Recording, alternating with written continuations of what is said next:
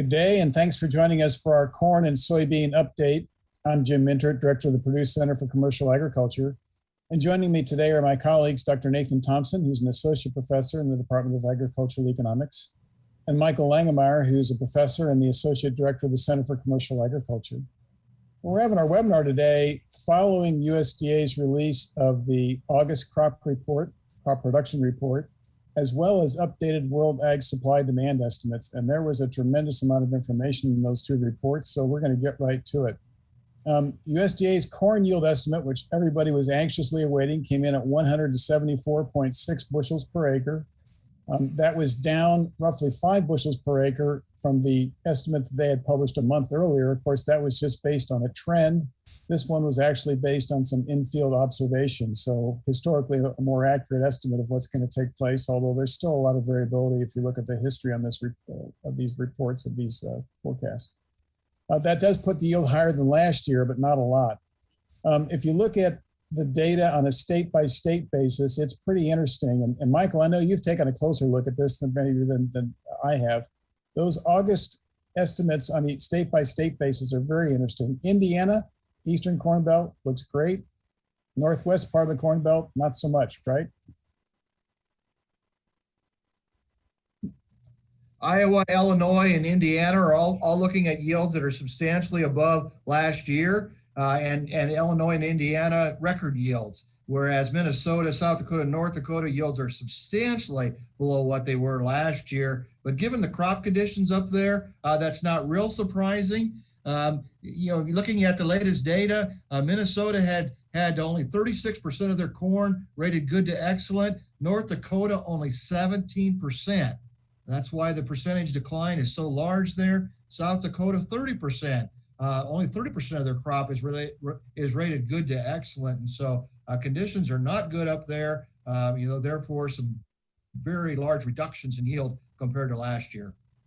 And, I think a lot of people were expecting reductions, obviously, in that part of the world because of the weather conditions they've experienced. But if there's a surprise in those states, maybe the biggest surprise, at least for me, was Minnesota. We knew that there had been some difficulties, especially in Southwest Minnesota, but their yield is down 13-14% compared to last year. I wasn't expecting that big of a reduction for Minnesota. How about you? I thought maybe it might be 10%. I mean, the crop conditions have not been good up there, but 13.5% is larger than I thought it was going to be. That's a large reduction. Yeah, for a major corn producing state. So if you look at the latest Drought Monitor, which just came out yesterday, you can see that there's still some question marks in terms of where these yields are going. I've got the Drought Monitor kind of divided up there with kind of the Midwest and Eastern Corn Belt part of the market on the right-hand side, and then Western Corn Belt and some of the Plain states on the left-hand side. And, you can see the Dakotas still very dry based on the Drought Monitor. Minnesota is still very dry based on the Drought Monitor. Parts of Iowa still pretty dry based on the Drought Monitor. So as you think about it, especially on the soybean side, there is definitely some risk here in terms of what's going to take place going forward. And Michael, I know you took a look at the percentage of the crop that's in those states. It's a lot, right? Yeah, if you look at North Dakota, South Dakota, and Minnesota, it's close to 19% of the corn crop, with Minnesota having close to 9% in just that state.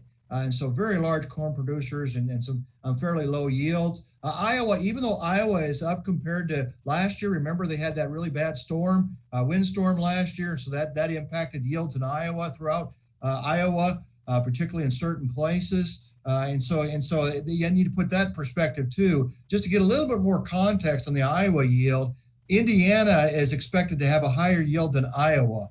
That doesn't happen very often. Typically, Iowa has stronger average corn yield than Indiana.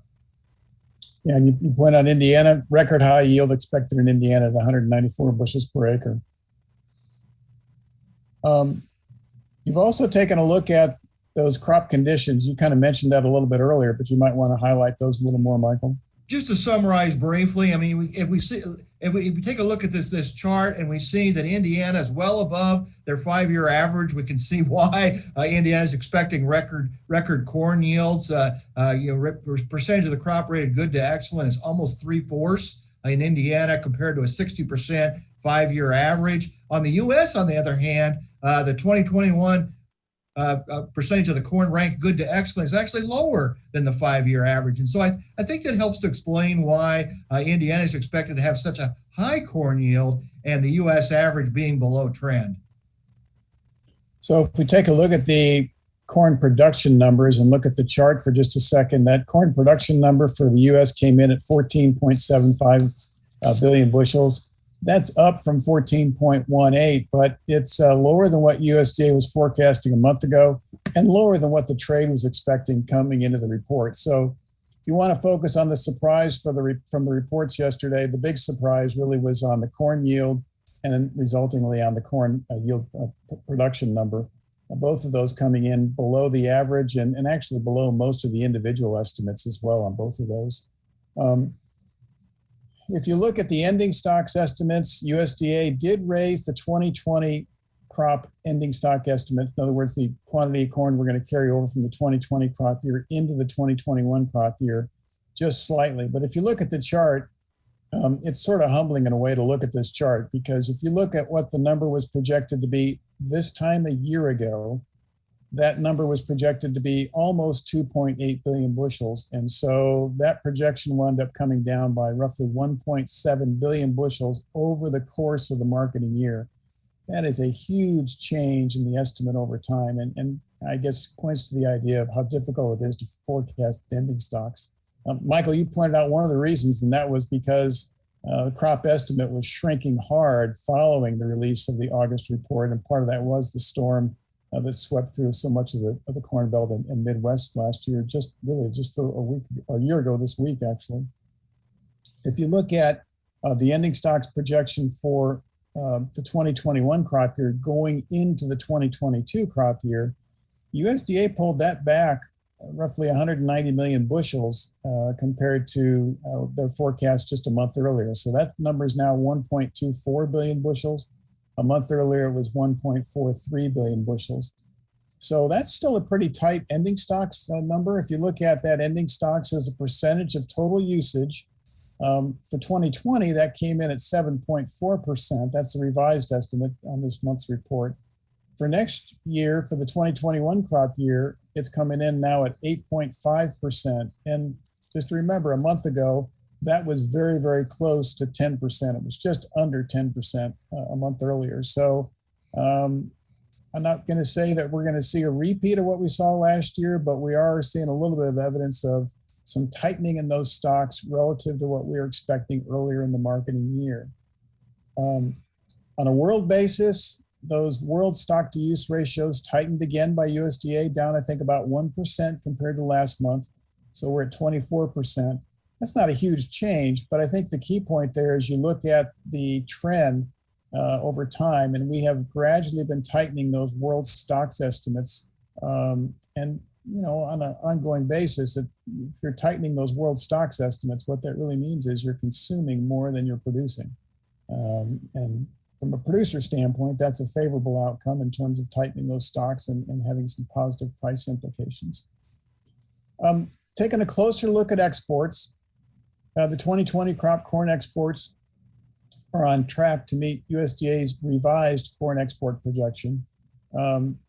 As of the end of July, we've exported about 90% of what USDA is forecasting. If you compare that to history, that bodes pretty well for them actually hitting their target, right? So I think that also bodes pretty well for the carryover number being pretty accurate from the 2020 crop year into the 2021 crop year. If you take a closer look at exports to all destinations versus China, that's pretty interesting. The total corn exports this year compared to last year, up about 64%. Exports to China alone account for a little over 3/4 of the increase in corn exports we've seen this year. That just speaks to how important the shipments to China have been and truthfully continue to be. So this is a new chart this month, this next one, which is taking a look at the marketing year commitments for the upcoming marketing year for both all destinations and China. And I guess I need to explain this chart a little bit because it makes it look like historically China doesn't buy any corn before the start of the new marketing year. That's not exactly true. What China tends to do, if you look closely at the weekly data, they tend to pick up some corn at the very end of the marketing year. So here in the month of August, China has a tendency to buy some corn. This chart doesn't pick that up in those prior years, 16, 17, 18, and 19, because they didn't do it till the month of August. And this chart is just through the end of July, which is the data that's available for this marketing year. So if you look at the right-hand side of that slide, though, that's really the more interesting part, and that is two things. One, our export commitments for the upcoming marketing year are substantially larger than they were this time last year. And then the second point is, if you look at the change that's taken place, the vast majority of that change is really coming about because of one country, increases in export commitments to China. A year ago, those upcoming marketing year commitments were at 225 million bushels. For the upcoming marketing year, the 2021 marketing year, they're already at 423 million bushels. And of course, there have been some reports this week of China making some additional purchases. So that number is going to rise when we have some more data. And again, speaks to the importance of moving corn to China. One of the things to keep in mind with respect to China is that roughly 2/3 of the world's corn ending stocks reside in one country, namely China. And when I see the increase in exports going to China or export commitments to China, that suggests to me that China is still trying to rebuild their stocks. And maybe some of those ending stocks that are being reported are perhaps not as well positioned or maybe out of condition, but still pretty strong demand from China for corn from the US going into this upcoming year. And of course, some of that's probably related to the shortfall in production in South America coming out of Brazil as well. On the ethanol side, another big component of usage, USDA continues to forecast a pretty modest recovery in ethanol usage of corn to produce ethanol. Their forecast for this year is at 5.08 billion bushels. Their forecast for the upcoming marketing year is at 5.2 billion bushels, so a pretty small increase. And I guess from my perspective, I think that's probably pretty realistic. If you take a look at what's happened to estimated daily margins at the ethanol plants, they have really narrowed pretty substantially. Those margins have collapsed from in the early spring or mid-spring timeframe of about 63 cents per gallon of ethanol produced down to recently. They've been bouncing around. Some days they were actually negative. More recently, they've been positive, but just barely. Ed, I'm not sure if you've moved over to that next slide, but those margins are really going to be indicative of what's taken place going forward. And I think probably consistent with USDA's very modest recovery in ethanol usage. But it also speaks to this idea that the recovery from the pandemic, which seemed really well underway a few weeks ago, all of a sudden now seems maybe a little less positive than it did as people become more and more concerned about the Delta new variant. So that's something we're gonna have to keep a pretty close eye on. If you look at the ethanol production numbers, the percent change compared not to last year, but to 2019. So we're comparing the 2021 numbers to the pre-pandemic era. And the last time we did one of these webinars, the last observation we had was that green bar of a 2% increase. Notice what's happened since then. It's been hovering, truthfully, pretty close to even with the 2019 level. But the most recent observation, which is just from last week, production down 6% compared to where it was in 2019.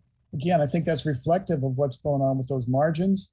If you want to see those ethanol production numbers improve, you're going to have to see better margins. And that probably is going to be related to what's going on with the pandemic in terms of the rate of recovery that we experience. So I'll pause there and kind of turn over to Nathan. And Nathan, you've been looking at the basis situation here in the Corn Belt.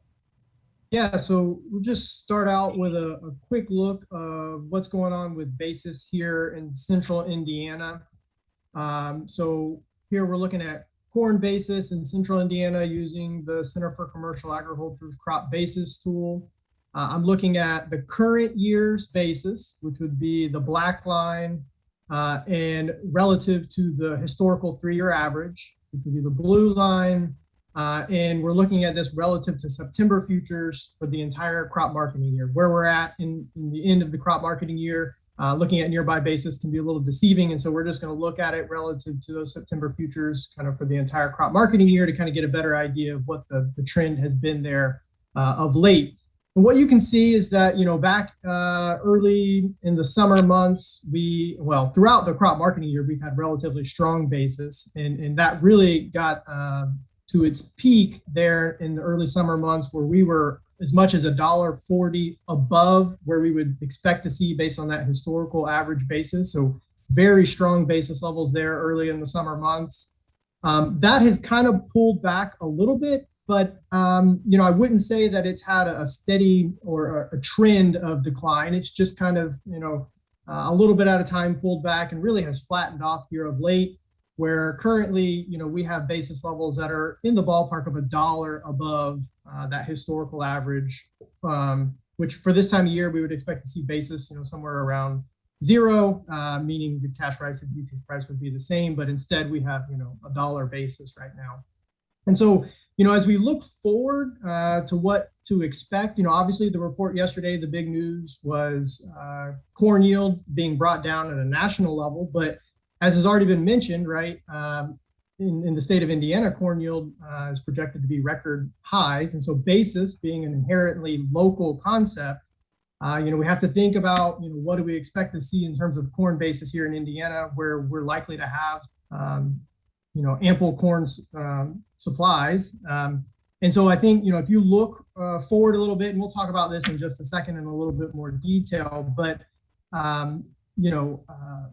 those forward contract bids for new crop delivery are currently, at levels that would be more normal, with normal being a very dangerous word when we think about, what's happened in the last several years, but more, in those normal levels as opposed to seeing kind of continued strength in basis going forward. So to kind of give you a slightly different look at, if we expect basis levels, corn basis levels in particular, to maybe revert to those seasonal kind of normal levels this fall, what in the state of Indiana, what might be happening in other places? And so we've talked about at length kind of some of the production issues that are being had kind of in those northern plains states. So our counterparts at Kansas State University have a basis tool that's similar to what we have at the Center for Commercial Agriculture, but within kind of their geographic scope, they include North Dakota. And so I thought it would be interesting to look at what those corn basis levels in North Dakota look like, and then again, kind of think about what they might do. So this is kind of an interesting exercise, and for folks that might not be in Indiana, this could be useful information. A couple of caveats just about what the kind of setup for the tool that Kansas State has. Where our tool goes on a crop marketing year starting in September, they kind of use more of a calendar year. And so what we're looking at starts the first week of January. So the very left-hand side of the chart is the first week of January and then moving forward. So for example, week 20 would be the last week of May, right? So the 5th month of the year, 4 weeks a year. And so what you can see is, again, in North Dakota, corn basis, and so this is for an individual location that's kind of in the center of the state there. Corn basis has been above what they would typically see as far as their 3-year average. And again, basis in those northern plains states tends to be much more negative than what we see here in the Eastern Corn Belt. But again, the red line being the current year's corn basis has been above that green line. We saw that dip there in the middle of the slide, which is a shift from, because again, this is nearby basis. We were looking at deferred basis based on that September contract for our tool. Here, we're just looking at nearby basis. That dip is just a roll from one contract to the next as far as what futures contract we're comparing to. But really what I want to focus on is what's happened here in the last 4 weeks or so as it relates to corn basis there in North Dakota. And that is that it's similar to what we see here is pretty strong, right? So $1 above that 3-year average. And as opposed to what I said as it relates to Indiana and thinking about, while national yields are down, we're going to see record yields here in Indiana. We know that they're going to take a pretty big hit on yields in those northern plain states. And so I would expect that the strength that we're seeing in basis here in this chart will likely continue as opposed to eroding like we're probably going to see in the Eastern Corn Belt states where crop conditions are a little bit better. And that'll be interesting, something to keep an eye on and track, but just the idea of basis being local, that's what's going to happen. And we've seen this in the past with, for example, the planting issues that we saw in 2019. Basis is the tool that gets used to move grain, right? North to south, east to west. And so as we keep an eye on what basis does throughout the 21-22 crop marketing year, it's likely that we're going to be pulling grain, from the Eastern Corn Belt, maybe towards some needs more in the Western Corn Belt. So that's an interesting point, Nathan. There's been a couple of times in recent years, 2015 come to mind and 2019 comes to mind, where the opposite was true. Basis levels in the Eastern Corn Belt, here in Indiana in particular, were stronger than elsewhere because of shortfalls in production in our part of the country. We were having to pull corn from west to east. This crop year is shaping up the opposite. So it's going to be, I think, something for producers, particularly in the Eastern Corn Belt, to keep in mind with respect to making sales. We might not see as much strength in basis this marketing year as we have in some of those prior years because of the fact that we're looking at record yields where those other states are actually below trend. That's right. Particularly true of Minnesota. Minnesota is a very large corn and soybean producer, and the fact that their crop is as bad as it looks like it's going to be, there's definitely a corn half going to be moved up towards Minnesota. Good point.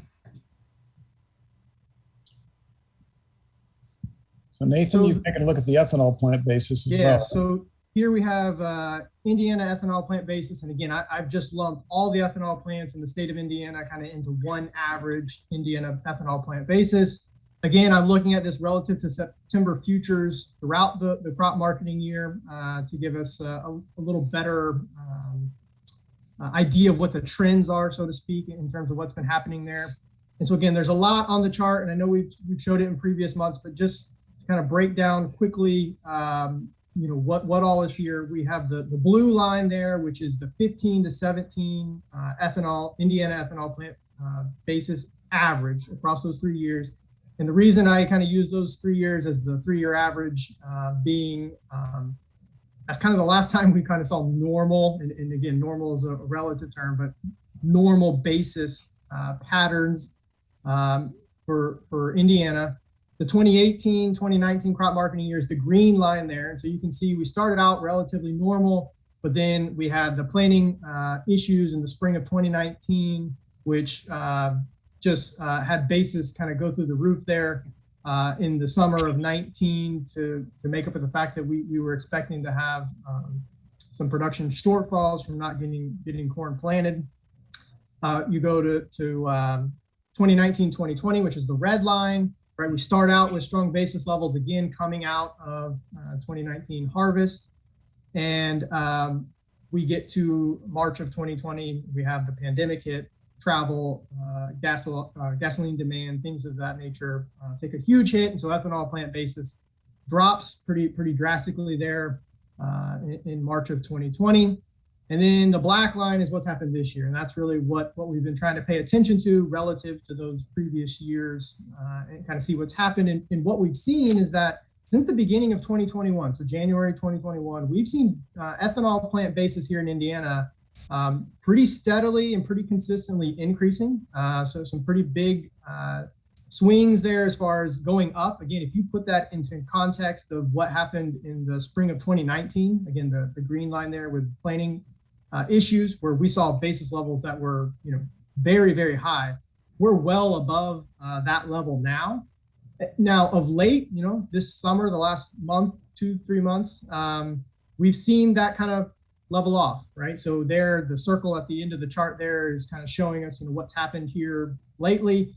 And so we've seen that ethanol plant basis level off. And again, Jim shared some of what's been going on as it relates to both production and ethanol plant margins previously, and how that has maybe started to pull back as you think about what's going on with the pandemic and those margins at the ethanol plants. And so it'll be interesting to see, we obviously have a pretty big premium built in here over even good years in the past. And so will that continue, or will we see that start to drop as we move towards harvest? And again, in Indiana in particular, we're going to have corn.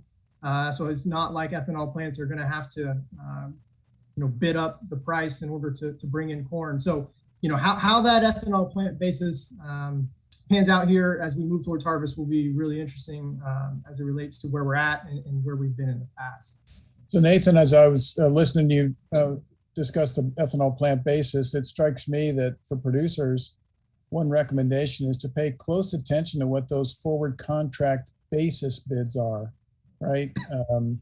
If you see an opportunity, there could be some chances, depending on what happens here, to maybe lock in some favorable basis, particularly in the early harvest period. But I mean, it's a little bit of an unknown here. But you might choose not to do flat price, but you might want to lock in a positive basis. And we'll kind of see how that plays out. But that's something to keep an eye on here as we move into the fall.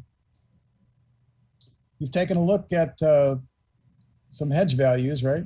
Yeah, so again, we've been showing this for a while, and really this is just to get folks thinking and get them in the mindset of new crop. Obviously, we're moving in that direction very quickly, but just to give you an idea of what we're looking at currently in terms of new crop opportunities. This morning, new crop December corn futures were trading for $5.77.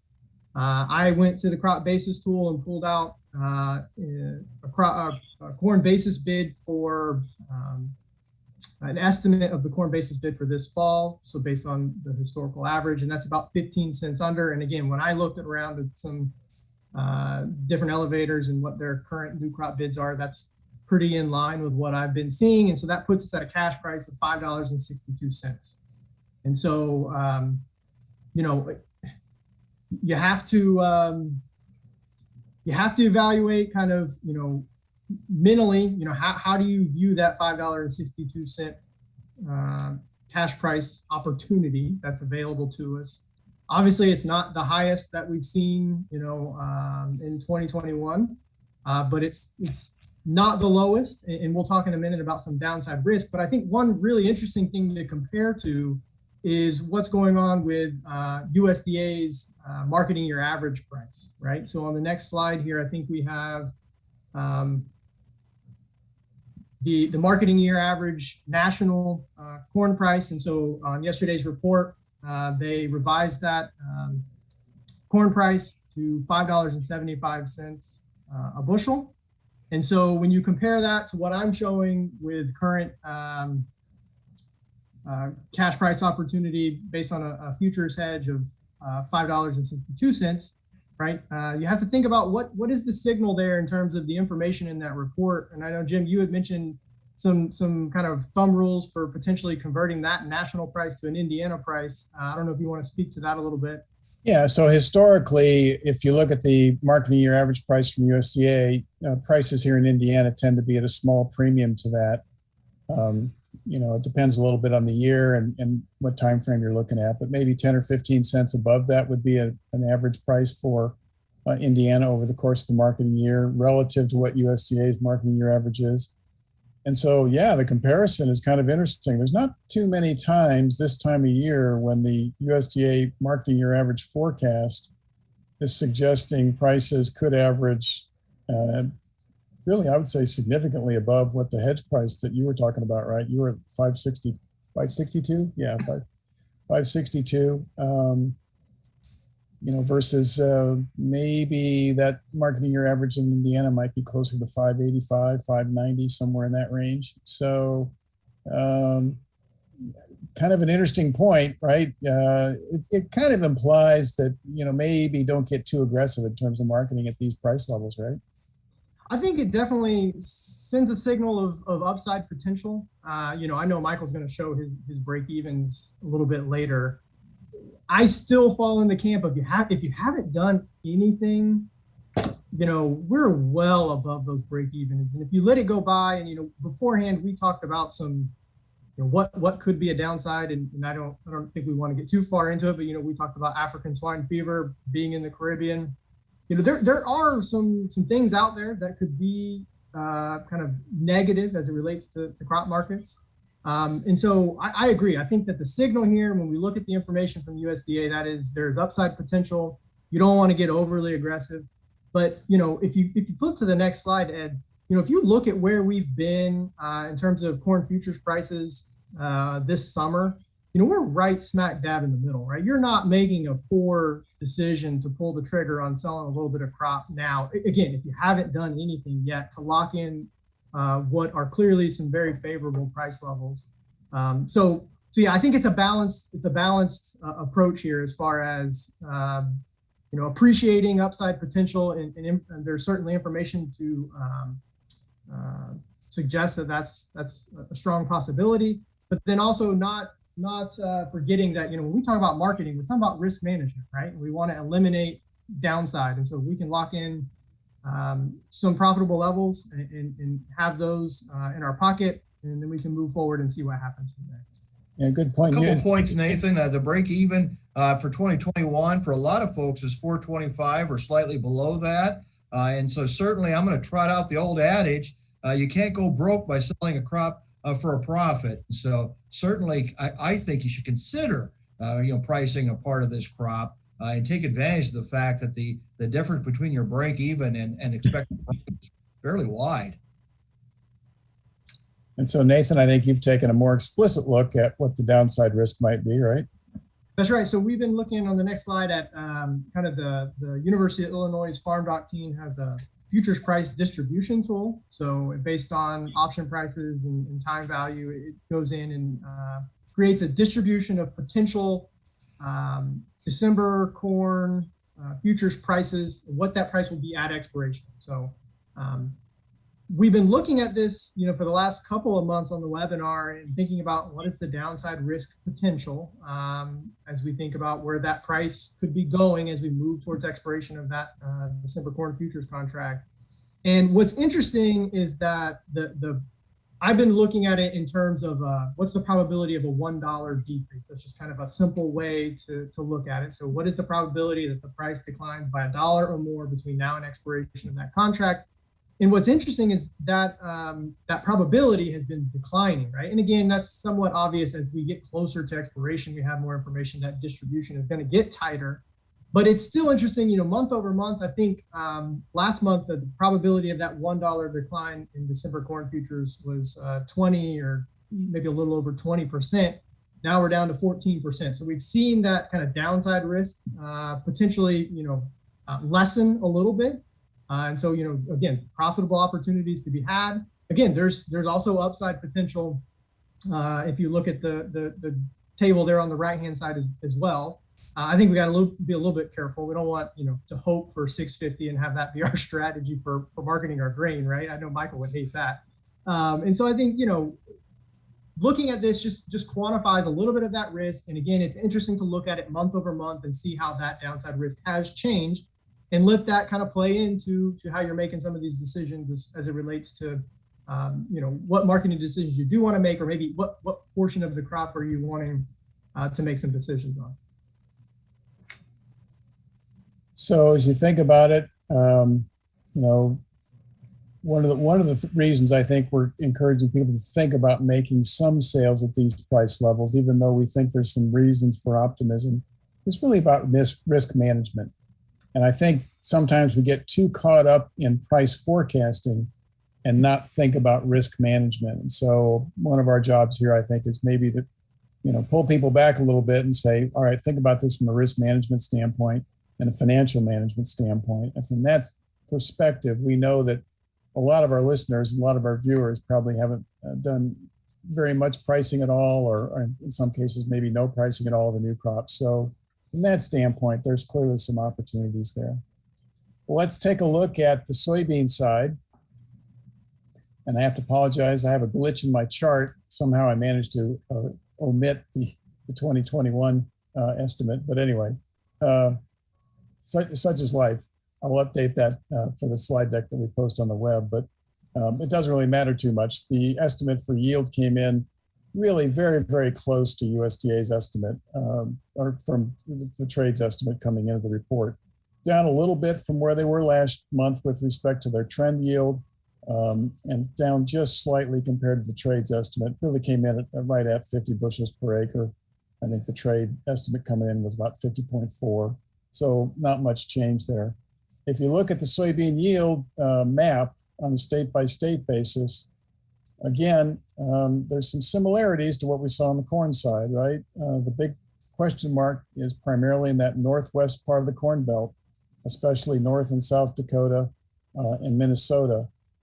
And to some extent, this is actually maybe a little more important on the soybean side because we have so many acres, especially in the Dakotas, and carrying over into Minnesota as well. But those states are down significantly compared to last year. Michael, again, I think you've taken a little closer look at that.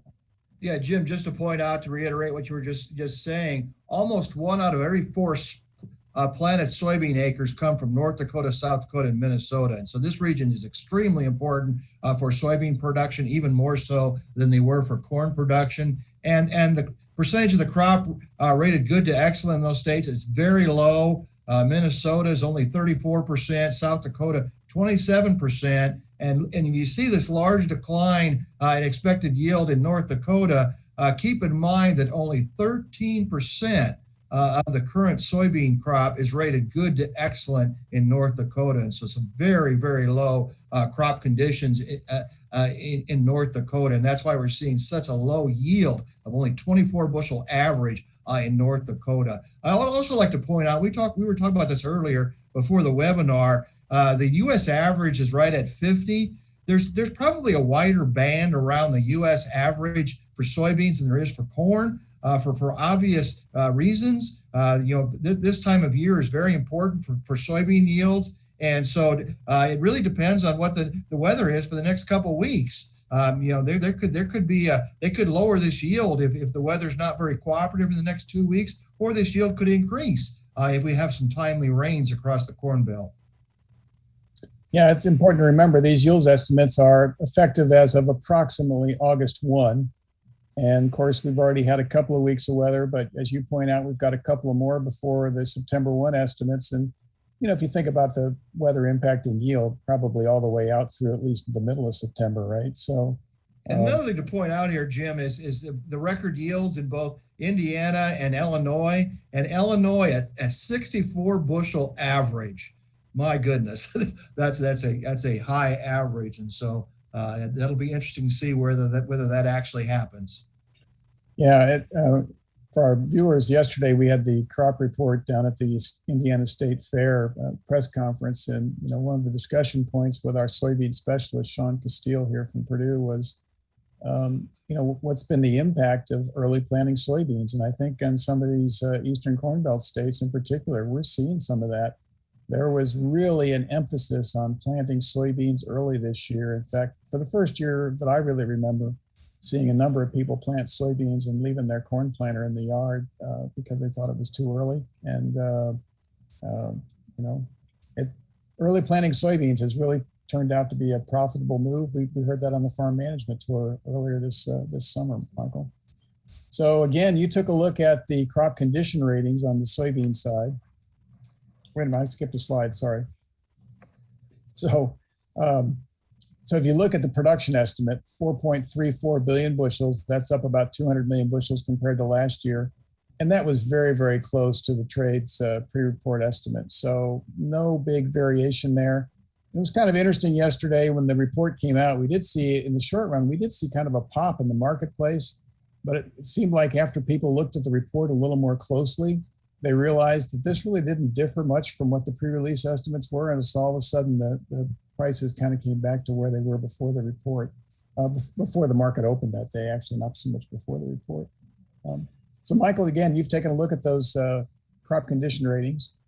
Yeah, this is a very similar story to what we talked about with vis-a-vis corn. Indiana is looking well above the 5-year average. 70% of the soybean crop is rated good to excellent in Indiana. In the U.S. is the opposite story. 2021 is below the 5-year average. And that's why I say there is a band around that U.S. soybean yield, because when you look at the comparison, for both corn and soybeans, U.S. 2021 compared to U.S. 5-year average, it's a similar story. And you remember the corn yield was very low compared to expectations, where the soybean yield, I think it came out right about in the middle of pre-report estimates of that soybean yield. And so we could see a deterioration in that U.S. Soybean yield in the next production estimate. Yeah, I think our viewers are kind of picking up on the fact that we kind of think the drought in August is really going to have some more impact, and this yield story isn't really. Perhaps. I mean, I'm just saying that is an open question yet. Oh, you backed away from it, Michael. Come on. All right, let's take a look at the export situation. So if you look at it, soybean exports this summer, especially to China, were really pretty darn slow. And as a result, USDA has pulled back their export projection. Still a pretty good number from a historical standpoint, obviously, at 2.18 billion bushels, but a little less than what we were anticipating earlier in the year. And of course, China continues to be extremely important. You can see that on the chart. If you look at the export projections coming off the World Ag Supply Demand Estimate report and look at where we're at so far, we've exported 96% of what USDA is forecasting. Well, that's partly because they keep pulling back the export number, right? So as we've gone through the summer, they've kind of gradually pulled that number down a little bit. And as a result, yeah, I think we're going to hit the target. But I'm not confident that if you look at the recent numbers, I don't think we're going to blow through it either. So then as you start looking at the ending stocks, this is a pretty interesting story. It's a little different story than what we saw in corn. In corn, the ending stocks estimates peaked back in the beginning of the marketing year, actually before the beginning of the marketing year, and then we kind of pulled them down pretty much continuously throughout the course of the marketing year. Soybeans looked pretty similar up until this spring, when all of a sudden it became clear that the export numbers were starting to slow down. And if you look at the change since May, on 2 occasions now, USDA has raised the 2020 ending stocks number. So we had a period of about 4 months in a row where the ending stocks estimate was sitting at about 120 million bushels. Then back in June, they bumped it up to 135. This month, they bumped it up 25 million bushels to 160. That's still a very tight ending stock estimate. But in the futures market and the commodity markets, it's always changed today relative to yesterday, or in this case, changed this month relative to last month. And so the change was going the wrong way. We weren't using as much as people expected. And as a result, I think that explains some of the softness that we've seen in soybean prices this summer. If you move ahead and then start looking at the forecast for the 2021 marketing year, so far no change. It's been sitting at that 155 million bushels going back to June. This report didn't change that. It'll be interesting to see if that changes in the September report. And I think if there is a driver of change there, it's probably going to be on the yield side. So if you look at that from a historical standpoint, that 155 is pretty much right in line with where USDA is coming out of this 2020 crop. But that leaves us then at about a 3.5% ending stock in the 2021 marketing year going into the 2022 crop season. Now that 2020 estimate on the chart, that 3.5, is a little larger than what we were showing last month. We were actually below 3% on last month's chart. So it's a little larger than people were anticipating, but if you look at it from a historical standpoint, those are really tight ending stocks estimates, right? I mean, we're pretty much talking pipeline supplies or maybe just a little more than pipeline supplies. Not much wiggle room there on either the production side or on the demand side. And so a volatile situation ahead of us, I think, in terms of soybean prices. If you look at it on the world's standpoint, not exactly the same as what we saw in corn, but over time, particularly going back to 2018, those ending stocks estimates from a world standpoint have been tightening. So of course, in 2018, we got up on a worldwide basis up to 33%. We've been pulling it down since then, down to 25%. It's not as tight as it was back in 2011 and 12 and 13, but it's not too much above that either, right? Those numbers were in the 22 to 23% ending stocks estimates range, and we're sitting at just a touch over 25%. So again, very tight supply situation on the soybean side relative to usage. So with that, Nathan, you've been looking at soybean basis. Yeah, so we'll start off here with soybean basis here in central Indiana. Again, I'm looking at this relative to the September soybean futures contract for the entire crop marketing year. And we have the black line, which is current year's soybean basis level, and the blue line being the 2-year historical average. And so, somewhat similar to corn, we've seen basis pull back. The difference for soybeans is that that's been a much more steady and a much more obvious trend, kind of moving or reverting back to that kind of historical average. So, we had soybean basis, again, relative to the September futures contract, of as much as $2.42 above the historical average back at the beginning of the summer. And that has kind of dwindled down to really only being 44 cents above that historical average. So basically, we've seen soybean basis deteriorate, about $2 a bushel between beginning of the summer and now. And again, how you calculate that is affects what that number looks like. That number might be shocking to some people, but it based on that September futures contract, we've seen soybean basis really decline, moving towards that historical average. And again, that's probably a little bit interesting to think about as we think about where basis is going to be in the fall.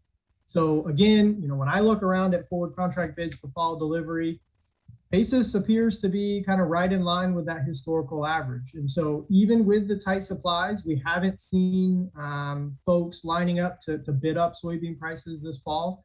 That may change, as we've already mentioned. What happens between now and harvest can have a big impact on soybean yields. And again, there might be some local effects. And so again, on the next slide here, just for a relative comparison, I pulled soybean basis in North Dakota, again, using Kansas State's basis tool. Again, don't forget that the presentation of information here is very different than what you're looking at on the Purdue crop basis charts. So again, we're starting not at the first week of September, but instead the left-hand side of the charts is starting at first week of January. And again, on my charts, I was showing that September contract basis, and here we're looking at this on a nearby basis. That's kind of how they have their charts calculated. So this is nearby soybean basis continually rolling with that nearby futures contract. And so what you see is, again, we've had some volatility there. And again, some of that has to do with rolls between different futures contracts. But nonetheless, we've seen strong soybean basis there in North Dakota throughout the crop marketing year, or at least the calendar year, given the way this is set up. But what's really interesting to look at is kind of where we are today. So that last point on the chart there, their basis for soybean is 61 cents above where it would normally be. And again, they typically see very negative basis there in those northern plain states. So, looking at the chart there, somewhere, a dollar under is not abnormal for them. But now they're looking at basis that maybe only 50 cents under the September futures contract. And so again, given crop conditions in that part of the world, I would expect to see their basis be a little bit stronger, where ours has continued to kind of decline. But time will kind of tell in as far as, again, moving soybeans east to west and what the needs are going to be once we get the crop harvested. So Nathan, when I look at these charts and I think about some of the things that we said on these webinars a few months ago, I'm humbled a little bit because we thought there might be some deterioration in basis, but we also recognized that, in some prior years with these tight supplies, we had seen some pretty good pops in late season basis, and that did not materialize this year. And I guess I'm wondering, thinking about the export values, if that was the big driver. If you think about those prior years when we saw some real positive strength in basis in the late season, it was in part because of very strong export demand, and that simply did not materialize this summer. And I suspect that's probably what led to the collapse in basis. We simply didn't have that export demand. Do you agree with that? That's right. I think I agree. And again, there's kind of two sides there. One, production, while varying in different geographies, the national production there appears to be relatively good. But then I agree. I think that the main driver there was, well, okay, if we have, decent overall production, what is the demand side of it? And export demand clearly, at least, leveled off or declined there as we moved into summer months, where we didn't see soybeans moving as much as we did there in the early part of the year. And so I think that definitely was the driver there. Is we needed to see those big pops. We needed to maybe have some production issues combined with some big buying in the export market, and we got kind of the complete opposite, right? We got relatively good to normal production, and then export demand kind of fizzled out there over the summer months when that would have really caused that pop in basis. Yeah, and that's reflected in USDA bumping up the carryover estimate. And then, I think here in Indiana, of course, it's those river markets that pick up the export demand, and we simply didn't see the demand to fill barges that we saw in some of those prior years. So again, I think it points out, the research that you did going back with one of your graduate students a while back, you looked at this pretty carefully, and one of your conclusions was, as I recall, that you can see some strength in basis late summer, but it's a very, very risky kind of a move to wait for it, right? Yeah, it's a lot of volatility. Yeah, can be rewarding, but at high volatility and hard to forecast, right? So, yep, exactly. And that definitely turned out to be true. All right, so you've taken a look at pricing opportunities for new crop. Yep, so looking at the soybean side of things, this morning we had soybean futures around $13.52 a bushel. Again, I went to the crop basis tool, pulled out an expected soybean basis for central Indiana this fall of 30 cents under. That puts us at a $13.22 cash price opportunity for this fall. And again, I think the same things ring true here as what I said about corn. On one hand, that's not going to look as high as maybe some of the cash price opportunities we've had throughout the previous months. On the other hand, again, Michael's going to show us those break evens, and this is still well above break even for most folks. And so, there's certainly opportunity to take some positions. If you haven't done anything on soybeans, new crop soybeans, this might, you probably don't want to let it pass by. But again, if you think about, okay, well, what are we seeing in terms of information? Well, number one, we know that the stocks to use on the soybean side is much tighter than what it is on the corn side. And then on the next slide, similar to what we did for corn, if you look at USDA's projection of that marketing year average for soybeans, not only are they above what I'm projecting as a potential cash price for fall soybeans, I mean, they're well above, right? 50 cents or so above where I'm at on that kind of expected fall cash price. And so again, it leads you to kind of evaluate the information that you have access to. On one hand, right, you're not going to go broke making a profit, and those current opportunities are profitable. And we'll look in a second at kind of where they compare relative to where we've been the last couple of months. But on the same hand, there is upside potential. And again, there's upside potential in corn and soybeans, but just where we're at on really, really tight stocks for soybeans, there's probably more upside potential on soybeans, I would say. I don't know if Jim and Michael would agree with that, but it seems to be a pretty safe conclusion. And USDA seems to be kind of in line with that kind of hypothesis or that recommendation as well. Yeah, I think that's an interesting point. If you look at it again, as we mentioned before, in the Indiana marketing year average is typically above the USDA's national average. And so when you think of it that way, it's probably more like 60 or 70 cents above what those forward contract bids that you were talking about a minute ago with that roughly, $13.22. So from a price forecasting standpoint, suggests there's some upside potential. Again, looking back at the research that you did, one of the things I think you concluded on your research was that if you're going to store something unhedged, soybeans is probably going to be the preferred alternative over corn, right? Yeah, that was definitely the conclusion there. As you looked at kind of a portfolio of storage strategies, a student that I worked with a couple of years ago looked at that pretty closely, and the result was that there was certainly opportunities to earn storage returns for both corn and soybeans unhedged, right? So just speculative, put it in the bin and wait. But the frequency and the size with which you kind of hit positive returns with the soybeans were much more often than what we saw for corn. And so definitely would kind of lean towards the soybeans in that sense. It's not quite the slam dunk it was this time last year, because there's not as much upside potential given the fact that futures are reflecting to a good degree the scarcity that's out there. But it does suggest there is some upside potential. And if you wanted to store something unhedged, you might want to lean towards soybeans, right? Right. So you've taken a look at futures as well. Yeah. So again, just to give some context to where those bids are and where we've been, because I know sometimes we can just really anchor to those peaks in the chart, right? And 1450 or whatever the number is. And if you look at it, where we are today, we're really right kind of in the middle, average of where we've been over the last 2-3 months. And so I think, again, you can feel good about making some moves on new crop soybeans at the levels that we're at. Did you sell at the peak? No, and I don't think that that's a problem. Again, if you're selling above your break even, you're making money. Nobody's saying that we should sell everything, right? That's certainly not the recommendation. There's upside potential. We've clearly laid that out.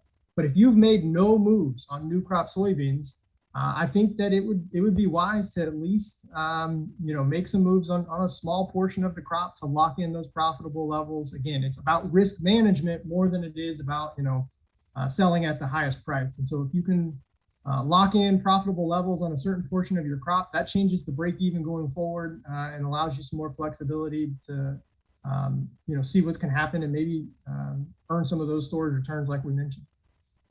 So again, you've taken a look at the downside risk using the University of Illinois Farm Doc tool. Right. And so again, the story is similar here as it relates to, we can look at the downside risk. I'm just using a dollar decline as a reference. So if you look at current futures between now and expiration, there's a 24% chance that November soybean futures are going to decline by $1 or more, which is useful. I think what's maybe really interesting is, again, that month over month comparison. So when we looked at this last month, that probability was more like 30%. So again, we've seen that probability of downside risk declining. And again, as we move towards expiration, that makes sense. But it just allows you to kind of think about, what the opportunities are, what the risk is, and you kind of put all that information together and hopefully be able to make an informed decision on what you want to do with new crop soybeans. I usually focus on the downside, but if you look, there's a lot of upside on this particular chart or in that Farm Doc price discovery tool. There's about a 20% chance, it's closer to 19% chance that the November futures price is going to be above 1450. So I think it's consistent with what we've been talking about here, the fact that there is some upside for soybeans. It's so unusual to hear Dr. Doom say that. It's that tight carryover on soybeans that makes me optimistic on soybeans. So, Michael, you have taken a look at net farm income projections for the stylized case farm that you kind of maintain based here in West Central Indiana. Yeah, there's a couple points I want to make here. First of all, 21 is going to be extremely good. In fact, if you go back all the way to 2007, you probably could go back further than that.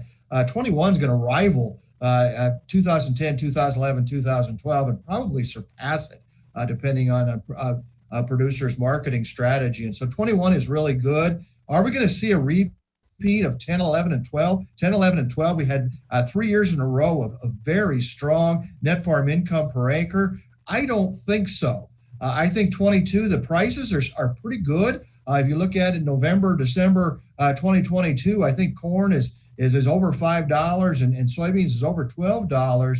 But the problem here is our break-even prices increased dramatically from going from 21 to 22. looking at some budgets that I've been working on, looking at Illinois budgets. Illinois has also put out some budgets. It looks like break-even prices for both corn and soybeans could be 8 to 10% higher. That's a large change for 1 year. And the real culprit here, there's several costs look like they might be increasing, but the real culprit is fertilizer.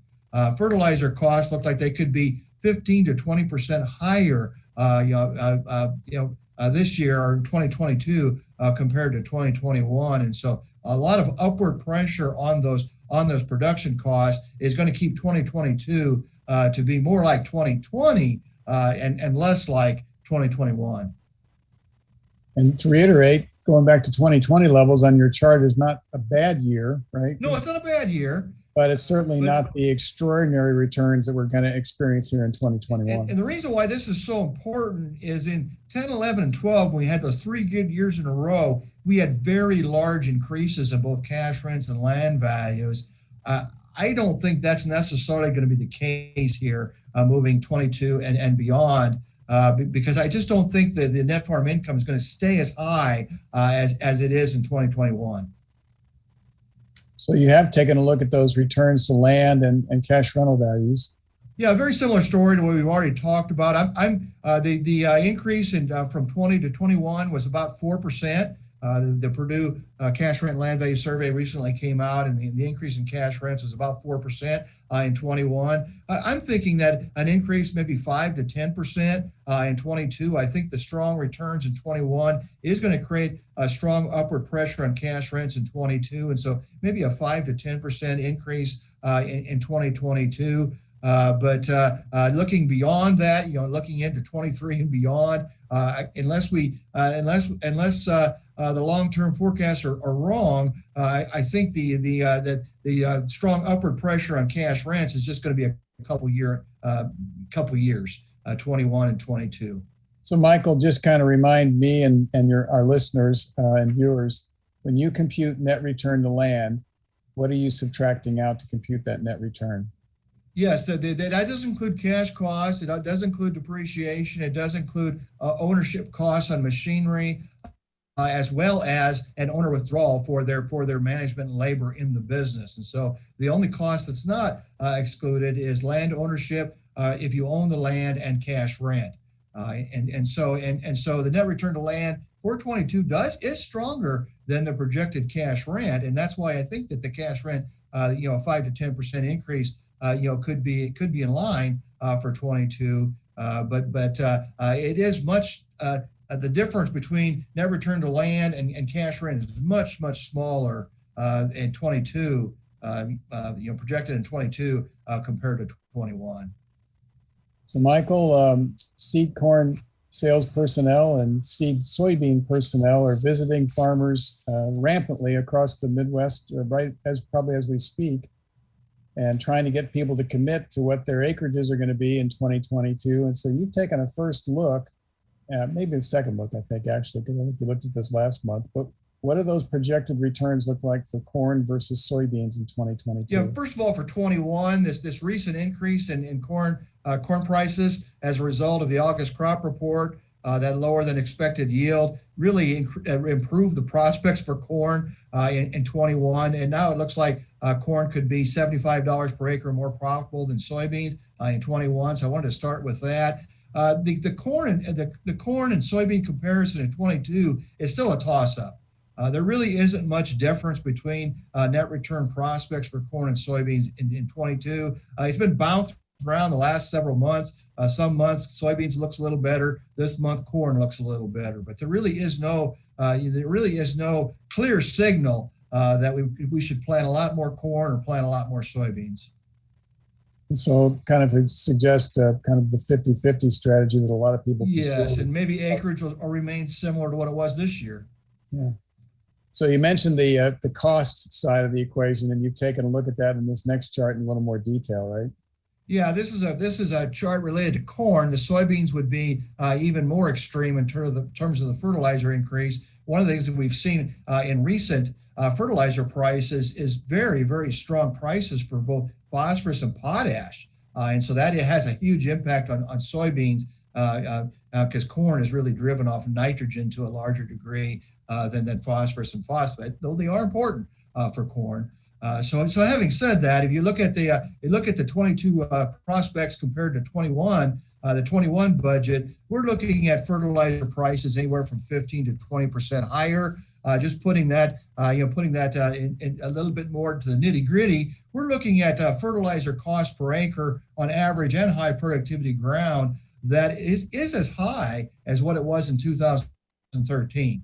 So many producers remember that we had some pretty high fertilizer costs in 2013. It looks like it's going to be similar in 2022, and certainly much higher than we've seen the last 3 or 4 years.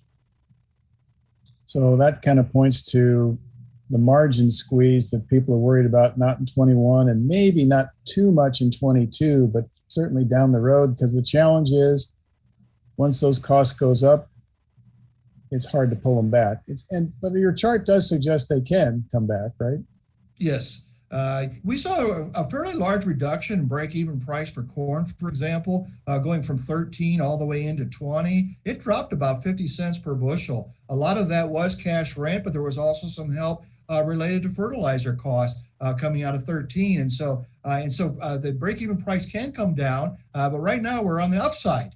Break-even price for corn and soybeans at 8 to 10% higher, in 22 compared to 21. If you look at corn, we're looking at 430 being a relatively low break-even price. I've seen some budgets in other states as high as 450.